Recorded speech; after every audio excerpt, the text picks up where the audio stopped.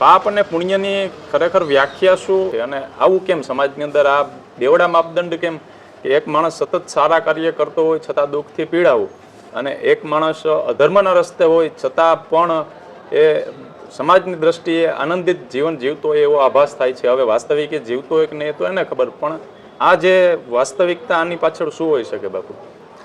જો ભાઈ, પહેલી વાત તો એ છે, આનંદિત જીવે એ તો આપણું માનેલું છે. જી બાપુ, એને પૂછો તો ખબર પડે આનંદ છે તમને, કારણ કે આનંદ આખો વિષય જુદો છે. બીજી વાત પાપ અને પુણ્યની.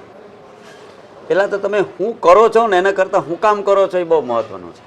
માની લો કે તમે કોઈને ગોળી મારી દો તો એ તમને તમારા ઉપર મર્ડર કેસ થાય, પણ સરહદ ઉપર ઊભા રહેલા આપણા સૈનિકો કોઈ આતંકવાદીને માર નાખે તો એ પુણ્ય જ કહેવાય.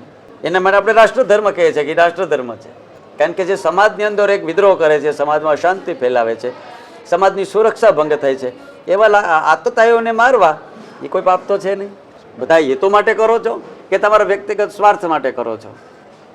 જો વ્યક્તિગત સ્વાર્થ હોય તો એ પાપ જ છે, પછી કાંઈ પણ હોય. એક વ્યક્તિ તમને છરી મારી જાય અને એક ડોક્ટર છરી મારીને કોઈ અંગ કાપી નાખે, કામ તો બે કૃત્ય તો એક જ છે, પ્રક્રિયા એક જ છે, પણ બેના ફળ અલગ અલગ છે. હા, પુણ્યની પણ છતાં વ્યાખ્યામાં ડોક્ટર જે છરી મારે છે એ તમને જીવાડવા માટે મારે છે, અને ઓલો મારે છે એ તમને મારી નાખવા મારે છે, એનું રિઝલ્ટ જુદું છે. એના બહુ શાસ્ત્ર પ્રમાણે તમને દ્રષ્ટાંત આપવું હોય તો યજ્ઞ કરવો એ સારો કે ખરાબ? સારો જ.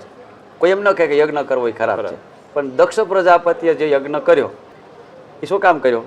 તો માત્ર ને માત્ર ભગવાન શિવજીને ભોઠા પાડવા આટલું કર્યું એટલે રિઝલ્ટ ખરાબ આવ્યું. બાપના જ આંગણામાં દીકરી બળી મરે એનાથી મોટું અઘુટ કૃત્ય કયું કહેવાય? એની ઘટના આપણે જોઈએ છે કે આવડો મોટો યજ્ઞ જેવું સાત્વિક કાર્ય કર્યું છતાં રિઝલ્ટ ખરાબ આવ્યું. અને કોઈના ઘર બાળી નાખવા સારું કે ખરાબ?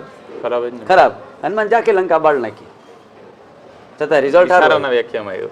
છતાં રિઝલ્ટ સારું જ આવ્યું. અદ્ભુત બાબુ. શું કામ કે તમે શું કામ કર્યું એ બહુ મહત્વનું છે. તમારો હેતુ શું છે? તમે પ્રયોગ તમે લખાવો, તમે ભણેલા છો, પ્રયોગ 2-3 પાનાનો હોય, પણ હેતુ બે લીટીનો જ હોય. એની 2 લીટીમાં 2 પાના હમાઈ જાય. એના માટે હેતુ માટે 2 પાના લખવાના ન હોય.